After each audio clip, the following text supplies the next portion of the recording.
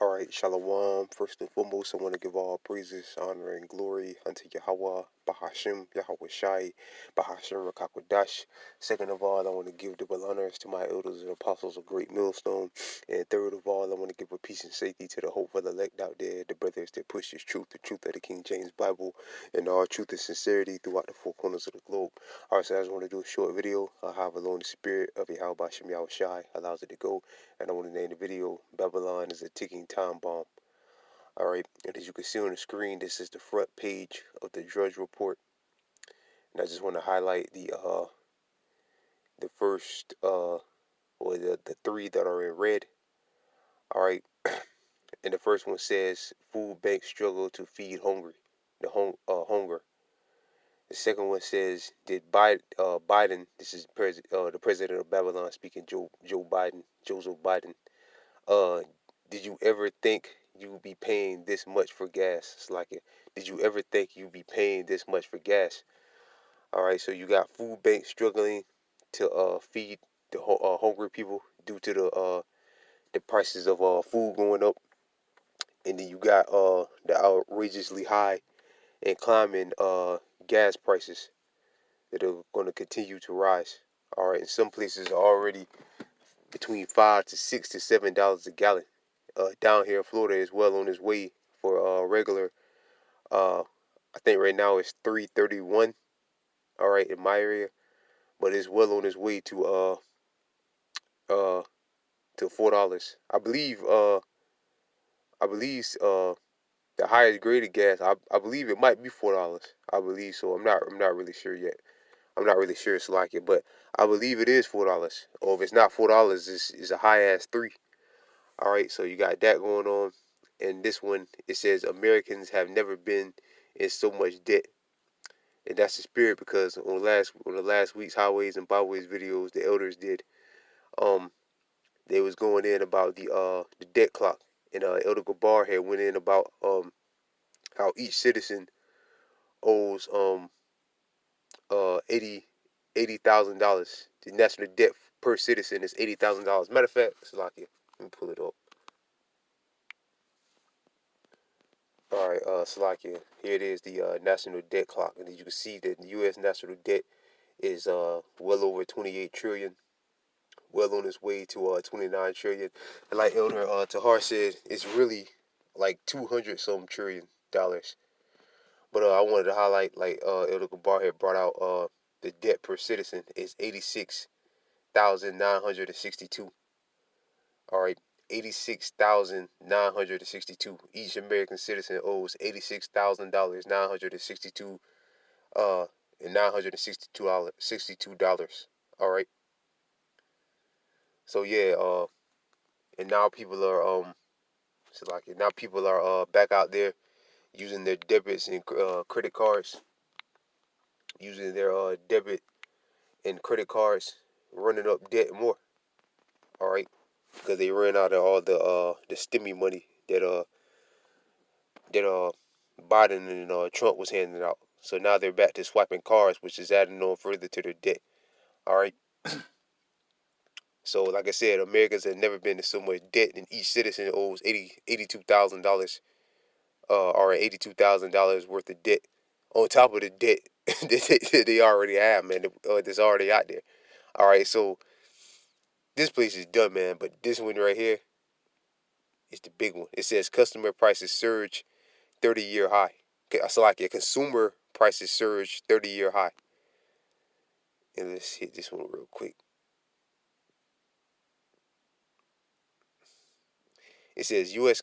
Consumer prices jumped 6.2% in October, the biggest inflation surge in more than 30 years. More than 30 years, man. All right, the consumer prices index surges 6.2% from a year ago in October, the most since December 1990. So like it. Core inflation uh, stripping out food and energy increase. Right, because they say your energy bill is gonna go sky high this winter too. If you have Duke Energy and places like that, if you use power from them, they say their energy costs is gonna energy costs from them is gonna be sky high this year. This year is gonna increase. All right, and of course you see food.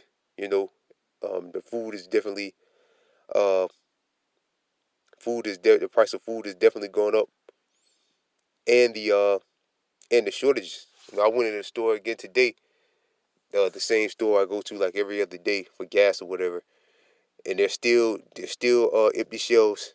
All right, the same empty shelves. They've been the same empty shelves for like 2 months. All right, they got bags on the gas pumps to show they're out of gas, and diesel pumps too. All right, so this place is a ticking time bomb, man.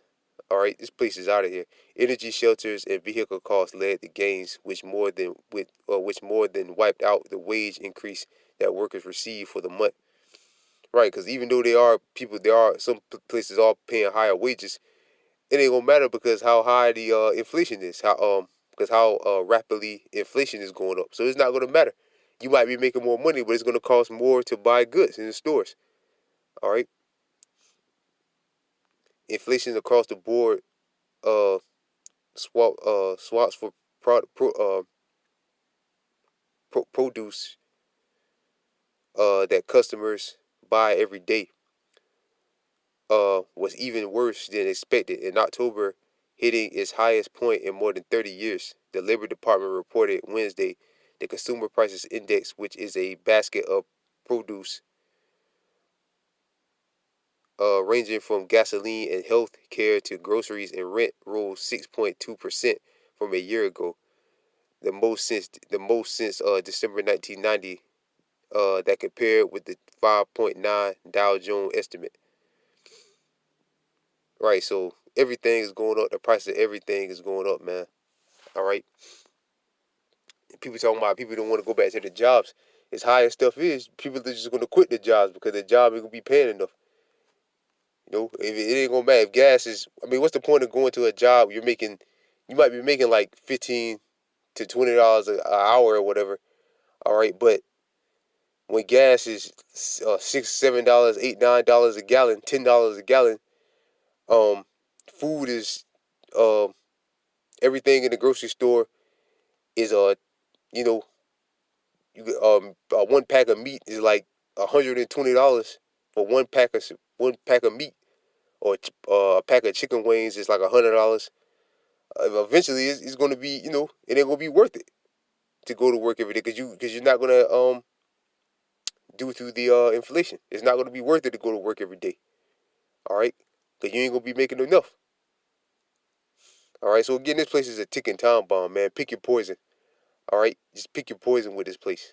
All right, either this place is going to run out of all, or run out of this place is going to run out of food. All right, going to run out of goods, and the inflation is going to be so high people can't afford it, which that's going to cause people to go crazy and start looting and shit, man.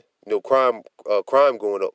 All right, why, like it says in Second Ezra, the 15th chapter, it speaks about destroying one another's houses for the lack of bread and for great tribulation. All right, so pick your poison, man. This place is a ticking time bomb, man. All right, you got the inflation out there. You got the supply chain crisis. You got the world health crisis. All right, this place is a ticking time bomb, man.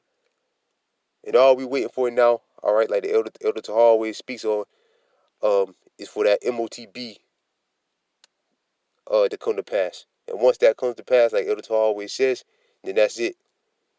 All right, then the Most High is going to speed things up. The scriptures say, "Except those days be short, and no flesh should be saved."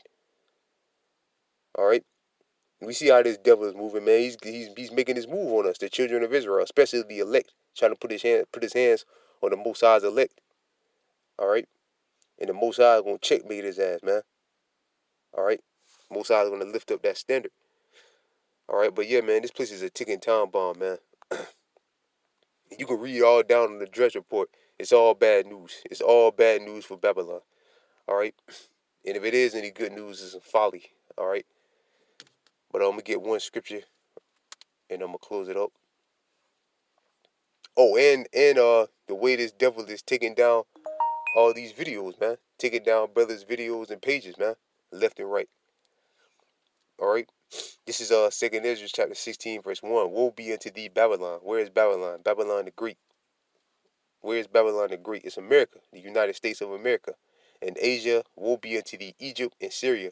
Gird up yourself with cloths of sack and hair, and bewail your children and be sorry, for your destruction is at hand. Right, for your destruction is at hand. All right. And before the Most High wipes this place out with the ICBM nuclear missiles, he's going to bring carnage and chaos to this place. All right. Famine, pestilence. What the scriptures is going to tell us. Let's jump down. Jumping down to verse 17. 2nd Ezra chapter 16 verse 17. Woe is me, who would deliver me in those days? Right. Ezra said, woe is me, who would deliver me in those days? Because these are going to be some hard times that we're coming into. All right. And with all this going on, you can clearly see that. Again, you got inflation out there. You got the supply chain crisis out there. You got the world health crisis out there. All right. I mean, this place is a ticking time bomb, man. Verse 18, the beginning of sorrows and great mourning, the beginning of famine and great death, the beginning of wars and power shall stand in fear, the beginning of evils, which means bad. What shall I do when these evils shall come? Right.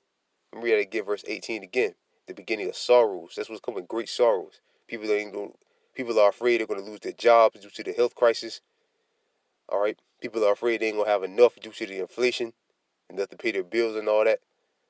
All right. And great mournings, the beginning of famine, right, because of the supply chain crisis. Great death because of famine, people starving to death. The beginning of wars, right, civil wars. All right.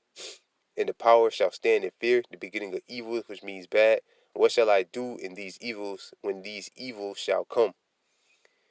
Only thing you can do is be an Israelite and be part of the elect, because if you're not, you're finished. All right, you're done. Finito. All right, get one more scripture and I'm gonna close it out. When Jacob's trouble comes, the only thing you can hope for is you're an Israelite.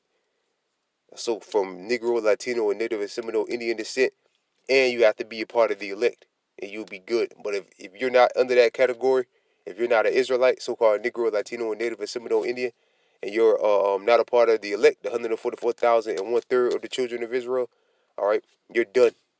All right, you're straight up done. You got no. Even if you do survive all these perils that's coming, there's no way you're gonna survive the missiles.